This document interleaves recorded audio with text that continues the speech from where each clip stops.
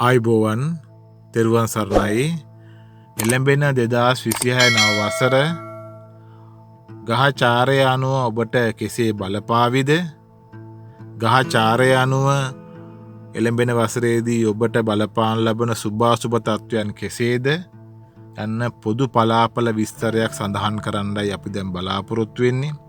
විශේෂයෙන්ම වර්ෂයේ මුල පවතින ග්‍රහචාරය අනුව ඔබට ඉදිරි වසරේදී ඇති කරන ලබන සුභාසුභ තත්වයන් පිළිබඳව මෙහිදී විස්තර කරනවා. ඒ ලග්නවලට බලපාන ලබන පොදු පලාපල විස්තරයක් තමයි අපි මෙතන සඳහන් කරන්නේ.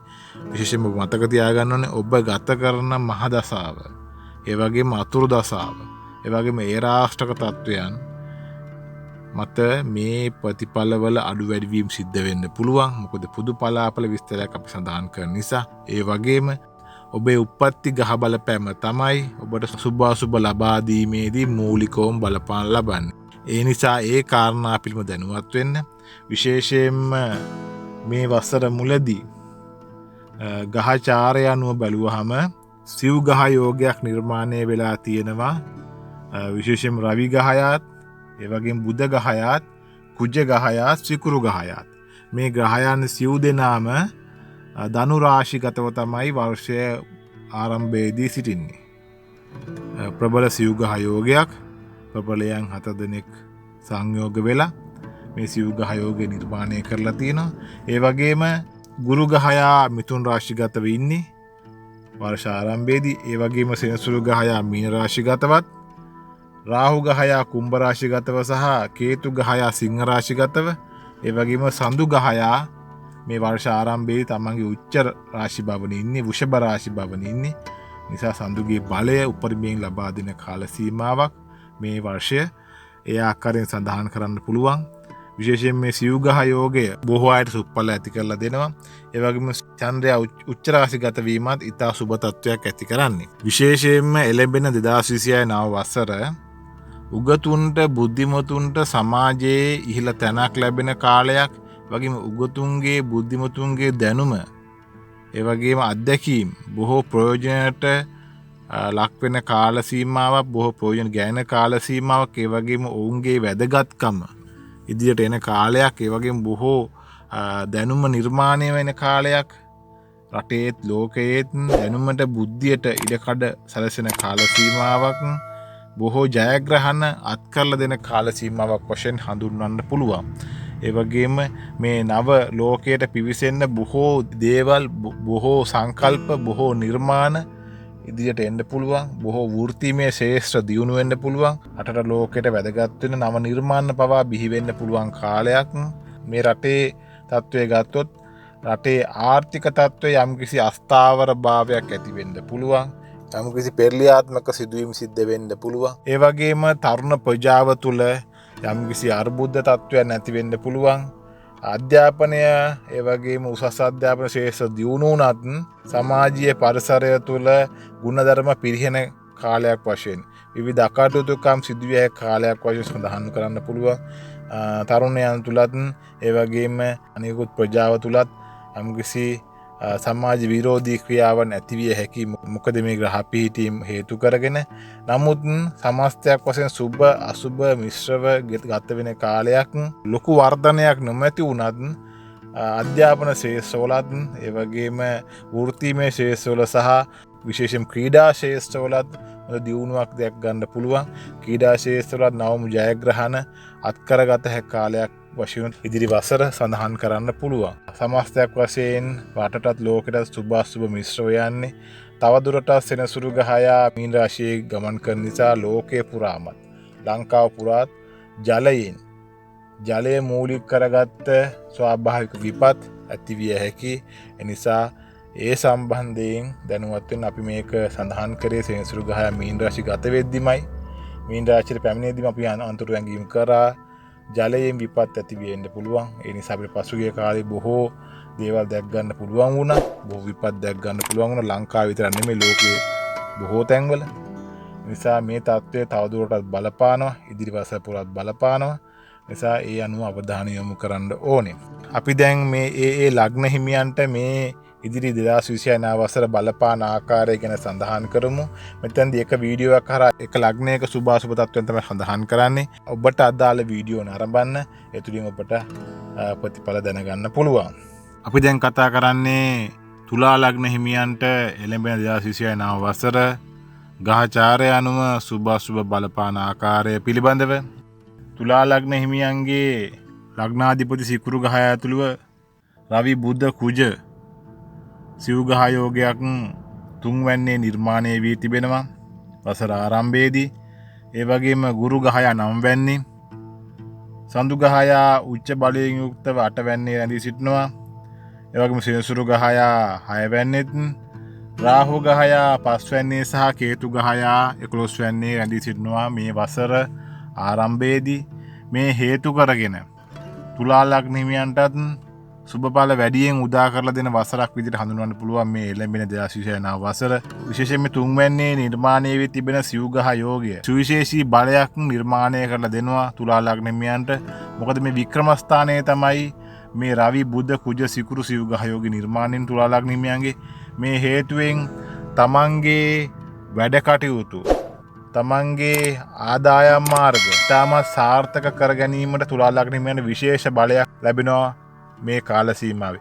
රවි ග්‍රහයත් කුජ ග්‍රහයත් වික්‍රමස්ථානයේ තැන්පත් වීම ඉතා හොඳ ක්‍රියාශීලී භාවයක්, උද්‍යෝගයක්, උනන්දුවක් ලබා දෙනවා තුලා ලග්න හිමියන්ට කායික වශයෙන්, මානසික වශයෙන් මේ ඉදිරි වසරේ තමන්ගේ වැඩ කටයුතු සාර්ථක කරගන්න. ඉතා හොඳින් හිතා බලා වැඩ කටයුතු කරන්න, හොඳ තීන්දුව තීරණ ගන්න, හොඳ ඵලදායී කටයුතු සිදු කරන්න, හොඳ කාර්යක්ෂමතාවයකින් වැඩ කටයුතු කරන්න හැකියාවක් ලබා දෙනවා.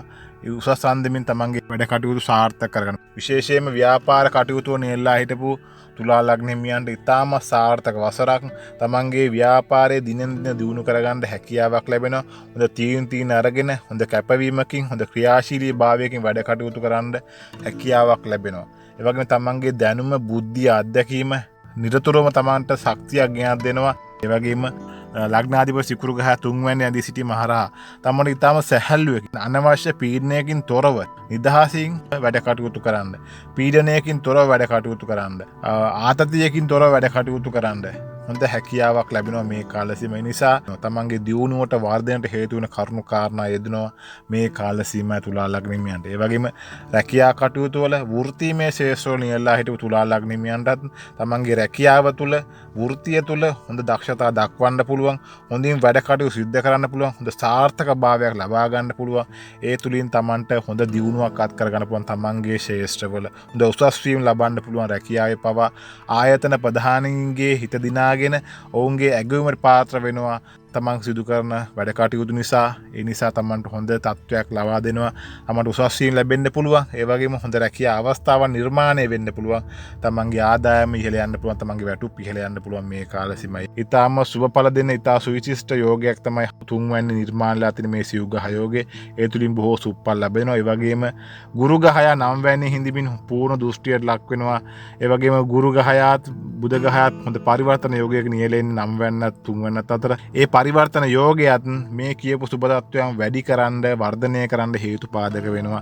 තුලා ලග්න හිමියන්ට බොහෝ සුබවාදී වසරක් මේ වසර. ඒ නිසා තමන්ගේ වැඩ කටයුතු වර්ෂයේ ආරම්භයේදී පටන් ගන්න ඔබ පසුගිය වසරවල අමතක කරලා තිබු වැඩ කටයුතු, මගහැරපු වැඩ කටයුතු, කල් දැමු වැඩ කටයුතු මේ වසරේදී ආරම්භ කරන්න. මොකද ඔබට ඒ තුලින් හොඳ ප්‍රතිලාභ ලබා ගන්න පුළුවන්. ඒ වගේම සෙනසුරු ග්‍රහය 6 වැන්නේ, සෙනසුරු 6 වැන්නේ සුබඵල ලබා දෙන තැනක් නිසා ඒ අතින් වරදක් නැහැ. තමන්ට ඒ සෙනසුරුගේ 6 වැන්නේ ගමනත් තමන්ට හොඳ ප්‍රතිලාභ ලබා දෙන. ඒ වගේම කේතු ග්‍රහය 11 වැන්නේ, කේතු 11 වැන්නේ ධනය අත්කර දීමට හොඳ පිහිටීමක්. ඒ නිසා තමන් ධනය අතින් අඩුපාඩුවක් නෑ මේ වසරේ තුලා ලග්න හිමියන්. විශේෂයෙන්ම වෙළඳ ව්‍යාපාර කටයුතු සාර්ථක වෙනකොට, රැකියාව වෘත්තිමය ශේෂ්ත්‍ර සාර්ථක වෙනකොට ධනය අතින් අඩුපාඩුවක් වෙන්නේ නෑ. ඒ ධනය නිරායසින්ම ඔබට හිමි කරලා දෙනවා. ඒ වගේම හිත සැහැල්ලුවේ, විනෝදයෙන්, ප්‍රීතියෙන් කටයුතු කරන්න පුළුවන් හැකියාවක් ලැබ දෙනවා. නිතර හිතේ ප්‍රීතිය රැඳෙන කාලයක්. ඒ නිසා තමන්ට මේ වසර ඊටාම සුබදායක වශයෙන් ගෙවී යන ආකාරයක් පෙන්වුම් කරන්නේ. ඒ වගේම රාහු ග්‍රහය 5 වැන්නේ. ඔබ මේ ගැන මතක තියාගන්න. ඔබ තුලට වේගවත් සිතිවිලි එන්න පුළුවන්. ඒ වගේම සඳු ග්‍රහය 8 වැන්නේ. ඒ නිසා තමන්ගේ හිතට වේගවත් සිතිවිලි එන්න පුළුවන්. වේගවත් අදහස් එන්න පුළුවන්. වේගවත් ක්‍රියාකලාපයන් සිද්ධ වෙන්න පුළුවන්. ඒ වගේම සඳු ගහය අටේ නිසා හිතේ චංචල ස්වභාවයක් ඇති වෙන්න පුළුවන්. සැකයක් ඇති වෙන්න පුළුවන්. බයක් ඇති වෙන්න පුළුවන්. මොන කිසිම වෙලාවක බය සැකයෙන් යුතුව තීන්දුව වෙන ගන්න එපා. මොකද ඔබට මේ වසර සුබදායි වසරක් නිසා ඔබ හොඳින් සිතා බලා ගන්න තීරණය ඔබට සාර්ථක වෙනවා. හිතේ අනවශ්‍ය බියක් සැකයක් තියාගන්න එපා. හිතේ චංචල ස්වභාවයක් තියාගන්න එපා. හිතට පීඩනයක් ගන්න එපා.